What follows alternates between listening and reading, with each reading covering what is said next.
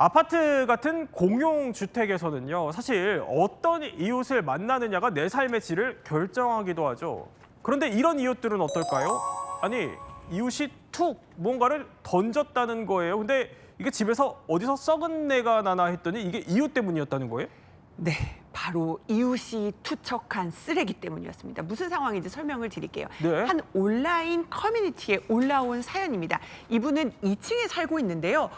이상하다. 냄새가 나서 베란다를 가보니까 우리 그 실외기, 에어컨 실외기 많이 설치되잖아요. 거기 사이에 뭔가 위층에서 투척한 듯한 네. 붉은 음식물들이 들어가 있는 음식물 쓰레기가 저기에 딱 떨어져 있었다는 겁니다. 와, 개념도 상식도 없는 사람들이 왜 이렇게 많은 거냐? 네. 라면서 글을 올렸는데 저게 진짜 위에서 떨어뜨린 게 맞다면 정말 화가 나더라고요. 요즘 여름이라서 음식물 더 빨리 부패하고요. 냄새 나고요. 벌레 꼬이고요. 정말 최악인 거거든요. 음식물 쓰레기는 제대로 음식물 쓰레기 봉투에 버려서 네. 그 적정한 장소에 버려야 되잖아요. 저게 맞다면 정말 화나고 분통 터지는 일이죠.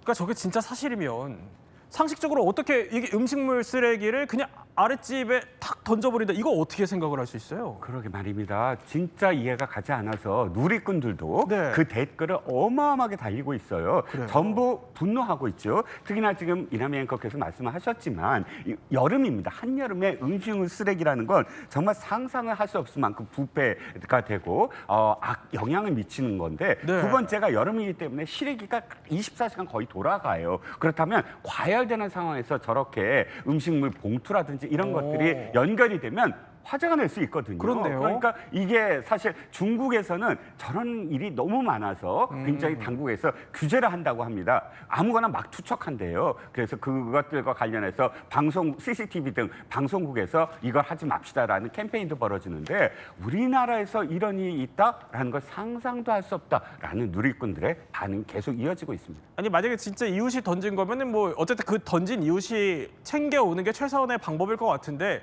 저 이웃을 그럼 찾을 수는 있어요?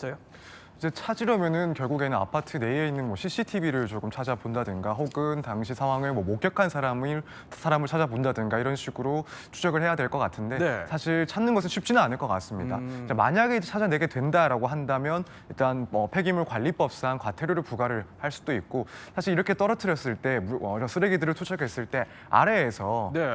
이런 재산 그런 피해 같은 것들이 발생할 수가 있습니다. 그렇게 되면은 사실 또 손괴죄가 문제가 될 수도 있고 만약 그 점까지도 처벌하게 된다라고 한다면 최대 징역 3년 이하 징역이나 혹은 700만 원 이하의 벌금을 물릴 수도 있습니다. 사실 근데 또 이웃 간에 벌어지는 뭐 냄새 갈등이라고 해야 될까요? 이거 담배 냄새를 또 빼놓을 수가 없어요. 근데 이번엔 아파트 창문턱에 담배꽁초를 이렇게 쌓아두는 이웃이 있어요. 얼마나 또 화가 날까 싶습니다. 이분은 아래층의 세탁실, 베란다에 있는 세탁실에서 줄담배를 피우는 네. 이웃 때문에 힘들다고 온라인 커뮤니티에 글이 올라온 건데요. 자, 아래층 세탁실에 있는데 저렇게 수북히 담배꽁초가 쌓여있는 모습을 영상을 다 찍어서 담배꽁초예요? 올린 겁니다. 그런데 이제 이 글 쓴 분은 어린 자녀를 키우고 있어요. 그리고 세탁실에서 담배 냄새가 올라오면 우리가 뭐 옷을 말리기도 하고 세탁도 하잖아요. 네. 그러면은 거기에 옷에도 냄새가 배죠. 아이한테 건강에 좋지도 않죠. 그렇네요. 여러 가지로 피해를 끼치니까 저기 문제를 제기한 거죠. 이전에는 비상구에서 이분이 피웠다고요, 담배를. 근데 그래요? 민원이 자꾸 제기가 되니까 세탁실에서 담배를 피웠다는 겁니다. 아니 뭐 좀 대화는 해봤어요 그러면? 했죠. 우연히 만났어요. 저 엘리베이터에서 만나서 제발 조금 저기서 피지 말아주셨으면 좋겠습니다고 했는데 뭐라고 했을까요? 이영애 씨 유명한 대사 있잖아요. 너나 잘하세요. 이 말처럼 네. 당신애나 잘하시오. 네. 요까지 섞어가면서 대체 뭐 하는 거야 하면서 아유. 이렇게 갈등이 제대로 풀리지 않았다는 겁니다. 아니 결국에는 저러다 보니까 이게 계속 피해가 쌓여서 결국 주민이 이사를 하기로 결정을 했다 이렇게 알려지고 있어요. 그럼 서정민 변호사, 이럴 경우에는 이거는 좀 막을 방법은 없나요? 사실 이제 요즘에는 금연 아파트로 지정되는 경우들이 많긴 합니다. 그렇지만 이런 세대 내부 그러니까 주거 공간 내에서 담배를 피는 흡연을 하는 행위에 대해서는 규제를 할 수가 없습니다. 네. 이제 금연 아파트로 지정이 되면은 뭐 복도라든가 계단 혹은 뭐 지하 주차장 이런 공용 공간에 대해서는 금연 구역으로 관리가 되지만 세대 내에서의 그런 흡연 행위 자체를 규제할 수 있는 방법은 없고 또 여기에 대해서 강제적으로 뭐 처벌할 수 있는 규정도 당연히 없습니다. 그래서 이런 문제가 발생했을 때는 아무래도 뭐 관리사무소 등을 통해서 중재를 한다든가 혹은 공고를 할 수 있긴 하겠지만 이건 역시도 이제 강제력이 없다 보니까 사실 조금 곤란한 일들이 많이 발생할 것 같습니다. 그렇군요. 그런데 자 이런 이웃 간의 갈등이 강력 범죄로까지 이어지는 경우가 있어요. 바로 층간소음인데 아니 이번에도 또 층간소음 문제 때문에 심각한 일이 벌어졌다고요? 그렇습니다. 정말 끔찍한 일이 벌어졌는데요. 예. 순찰차가 달려갑니다. 이렇게 지금 막 달려가고 그 다음에 구급차 대원들이 지금 막 뛰어가서 한 남성을 구급차에 이제 태우는 장면을 보시게 될 겁니다. 이렇게 바삐 뛰어가는 건 그만큼 급박한 어떤 상황이었거든요. 네. 자, 구급차에 지금 한 남성을 지금 옮깁니다. 이 그러네요. 남성 예. 어떤 일이 벌어졌을까요?